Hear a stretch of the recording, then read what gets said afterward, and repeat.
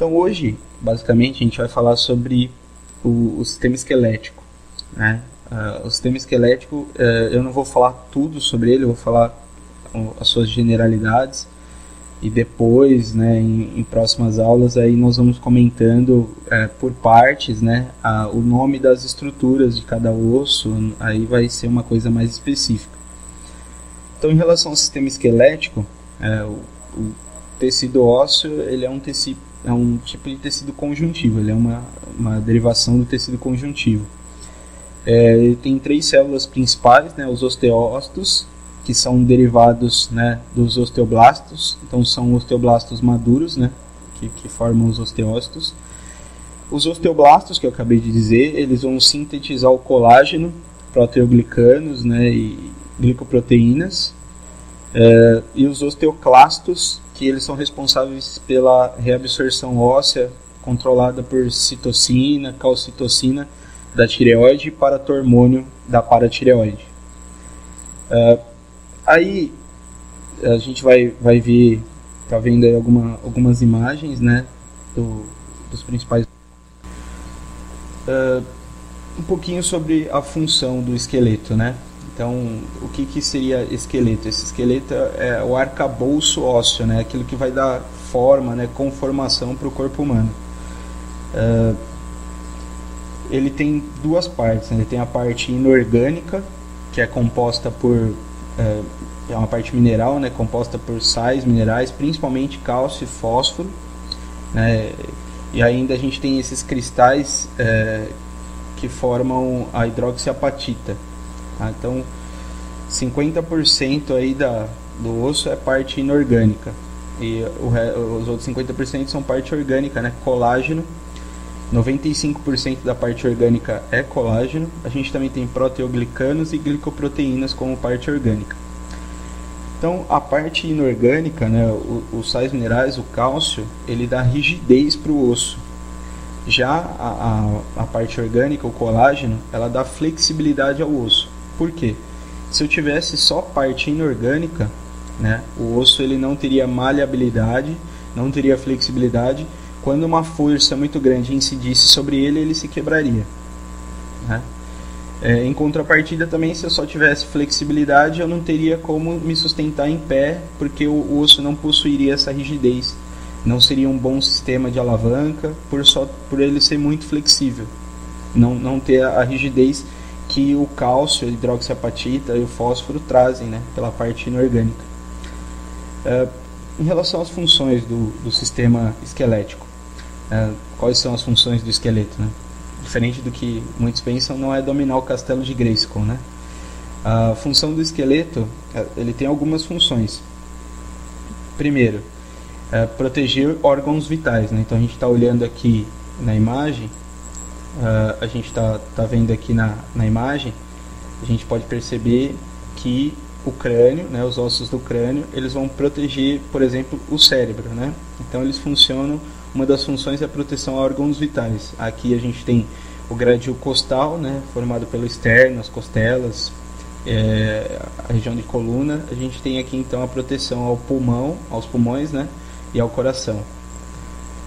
Outra função importante do sistema esquelético, ele dá conformação ao corpo, como a gente pode ver, né? Então ele gera essa conformação para o corpo. Ele tem a função de sustentação também, tá? Então, que nos mantém em pé na posição bípede junto com os músculos, né? E ele, além dessas funções, ele também funciona como um sistema de alavanca para os músculos, né? Então ele dá essa ancoragem para a musculatura. Então a musculatura acaba se ancorando nos ossos para potencializar a contração muscular. E aí então eu consigo ter a movimentação. Então aqui a gente pode ver nessa imagem aqui, que ele gera essa conformação para o corpo e também é um sistema de alavanca. Aqui nessas 2 imagens a gente também tem funções importantes, né? A primeira função, ele armazena cálcio. Então 99% do cálcio do nosso corpo é armazenado nos ossos, tá? Então tem armazenamento dos íons cálcio. e também armazena gordura, né, células adiposas.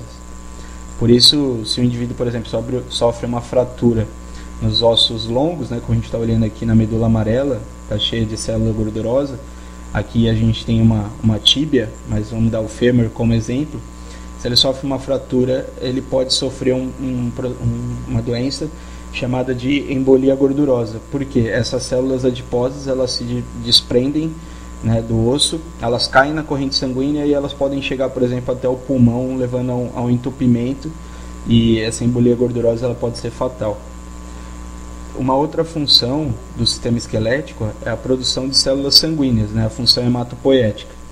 Então ele tem uma célula ainda indiferenciada que depois vão gerar células sanguíneas, né, neutrófilos, eosinófilos, basófilos, leucócitos. Uma série de células sanguíneas vão surgir da medula óssea, a vermelha, né, que é responsável pela produção de células sanguíneas. Nós vamos ter essa função muito nos ossos longos, né, como o fêmur, como a tíbia e como, por exemplo, as cristas ilíacas. Também não chega a ser um osso longo, mas eles têm essa produção de células sanguíneas. Então, quando é feita uma doação de medula óssea, por exemplo, é dessas regiões que eles vão retirar, vão aspirar para poder transplantar esse tecido para outras pessoas.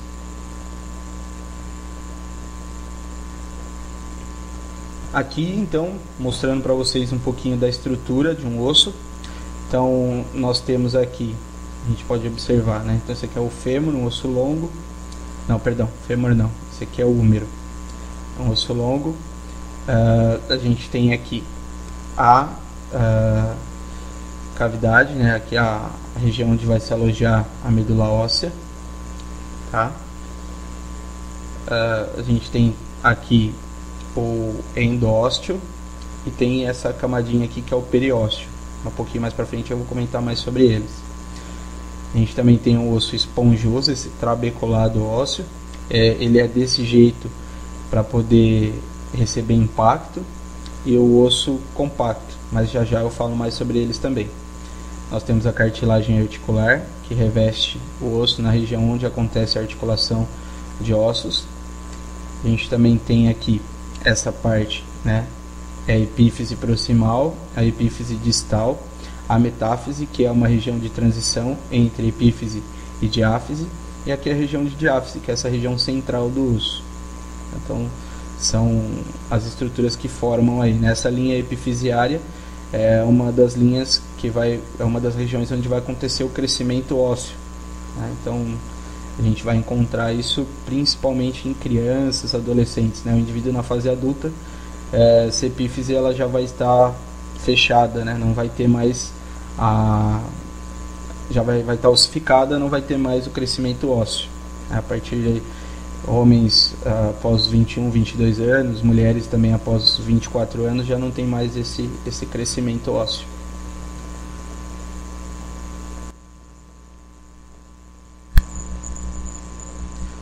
Bom, falando um pouquinho sobre a substância óssea compacta e a óssea esponjosa. Então aqui a gente pode reparar, né, o osso esponjoso ele é todo furadinho assim, ele tem esse trabeculado, enquanto o osso compacto ele é bem rígido. O esqueleto, né, ele é dividido em duas partes, o esqueleto axial e apendicular. Então os ossos centrais eles fazem parte do esqueleto axial, e os ossos que se ligam a esse esqueleto central são chamados ossos do esqueleto apendicular. Então, por exemplo, os ossos do crânio, externo, costelas, os ossos da coluna, né, as vértebras, são todos ossos do esqueleto axial. Já os ossos do membro superior e do membro inferior, eles são ossos do esqueleto apendicular. A escápula que nós estamos vendo aqui e a clavícula, elas fazem parte do cíngulo do membro superior, e elas conectam então os dois esqueletos, o axial ao apendicular. Aqui também é a mesma coisa. O osso ilíaco, que é o osso do quadril, né, os dois ossos ilíacos, mais o sacro, eles dão origem ao cíngulo do membro, né, a parte que gera o membro superior, que fixa o membro inferior, perdão, no esqueleto axial. E aí então a gente tem aqui símbolo do membro inferior, símbolo do membro superior. Porque símbolo vem disso, né, de dar origem. E aí a gente tem aqui então o membro superior, os ossos. A gente tem aqui o húmero, né, o rádio, a una, os ossos do carpo, os metacarpos e as falanges.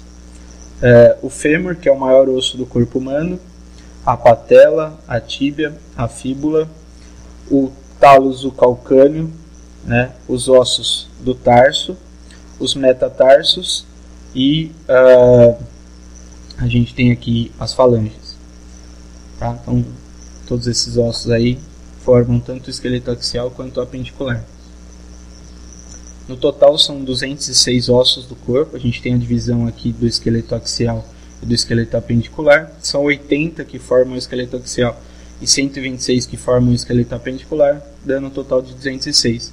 Esse número pode variar de acordo com a idade, se a pessoa sofreu, por exemplo, alguma amputação, se ela tem alguma anomalia anatômica, por exemplo, como 6 dedos no pé, né, isso vai variar o número de ossos, mas normalmente no indivíduo adulto, 206 ossos. Os ossos eles são classificados quanto a sua forma, né, e depois tem duas classificações que são complementares. Então, quanto à forma, a gente tem ossos longos.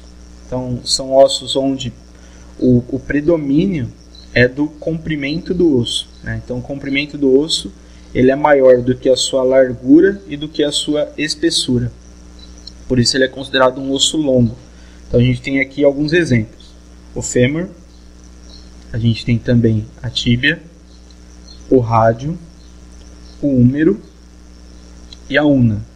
Todos esses 5 aqui são ossos longos. Existem outros exemplos, mas esses aqui são os principais. Podem reparar que em todas as imagens a gente observa que o comprimento do osso ele é maior do que a largura e do que a sua espessura. Também temos os ossos planos ou laminares, são os ossos do crânio, né? A maioria dos ossos do crânio. A escápula é um excelente exemplo. E os ossos do quadril, né, que formam o quadril. A gente tem aqui, então aqui tem o ilíaco, aqui na escápula. O que está predominando aqui, né? Então a sua largura predomina em relação ao comprimento e à espessura, tá? Então por isso ele é um osso plano, ele é um osso chato, né, laminar. Então, ele é mais largo do que comprido e espesso. O osso curto, a espessura dele é que predomina, né? Ele não é nem tão comprido e nem tão largo, a espessura ela é um pouco maior. Então a gente tem aqui principalmente os ossos do carpo e os ossos do tarso, né, como o principal exemplo.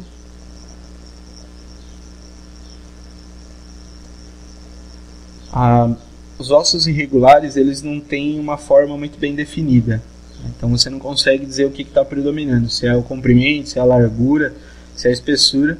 Então a gente tem aqui o osso temporal, tem uma forma mais irregular, e as vértebras principalmente, né? Então uma vértebra cervical, uma vértebra torácica e uma vértebra lombar. Todos esses são exemplos de ossos irregulares.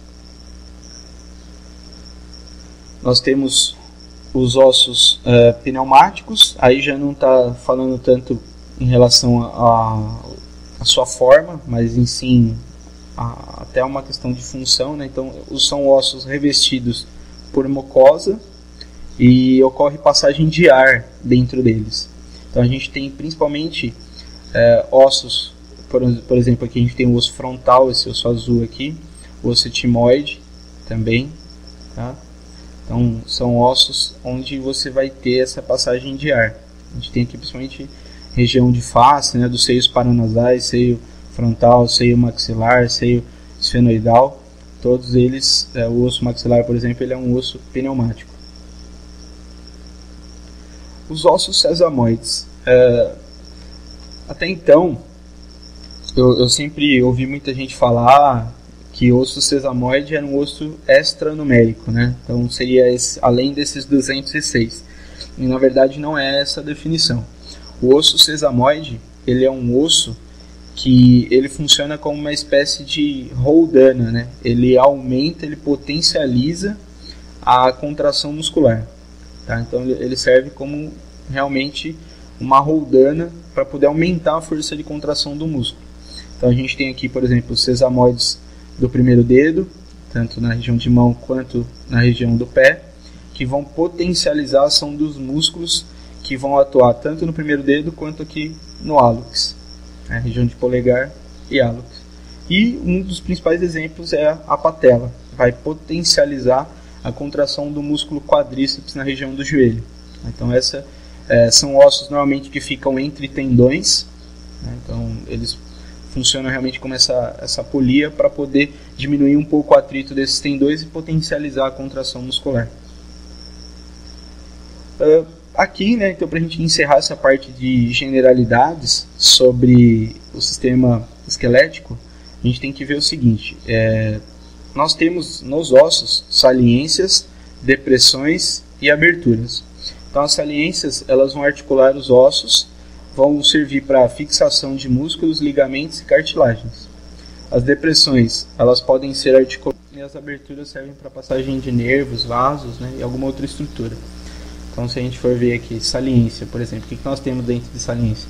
As cabeças, cabeça do húmero, cabeça do fêmur, côndilo, né, côndilo lateral, côndilo medial, crista, então por exemplo a crista ilíaca, as eminências intercondilares, por exemplo, né, tubérculo maior, tubérculo menor, tuberosidade distal, proximal, né, tuberosidade radial, os processos, por exemplo, os processos transversos, linha glútea, por exemplo, as espinhas, né, espinhas ilíacas, as trócleas, né, são todas saliências ósseas. Fossas, fossetas, sulcos e recessos fazem parte das depressões ósseas. E os forames, meatos, ósteos e poros, eles são aberturas nos ossos.